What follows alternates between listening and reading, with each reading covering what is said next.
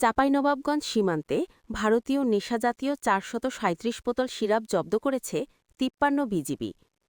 চাঁপাইনবাবগঞ্জ জেলা প্রতিনিধি মোহাম্মদ সেতাউর রহমানের প্রতিবেদনে। চাঁপাইনবাবগঞ্জ সীমান্তে পৃথক ২ অভিযানে বিপুল পরিমাণ ভারতীয় নেশাজাতীয় ৪৩৭ বোতল সিরাপ জব্দ করেছে ৫৩ বিজিবি। গোপন তথ্যের ভিত্তিতে ১৮ ডিসেম্বর সকাল ৫টা হতে ১১টা পর্যন্ত চাঁপাইনবাবগঞ্জ ব্যাটালিয়ন ৫৩ বিজিবির অধীনস্থ মাসুদপুর বিওপির বিশেষ টহল দল শিবগঞ্জ থানাধীন মোনাকষা ইউনিয়নের ঠুঠাপাড়া গ্রামে অভিযান চালিয়ে ২৭৮ বোতল ভারতীয় নেশাজাতীয় চকোপ্লাস সিরাপ জব্দ করে। অপর এক অভিযানে মোনাকষা বিওপির একটি বিশেষ টহল দল শিবগঞ্জ থানাধীন মোনাকষা ইউনিয়নের পারচৌকা গ্রামে অভিযান চালিয়ে ভারতীয় ১৫৯ বোতল নেশাজাতীয় এসকাফ সিরাপ জব্দ করে। জব্দকৃত নেশাজাতীয় সিরাপ শিবগঞ্জ থানায় জমা করা হয়েছে।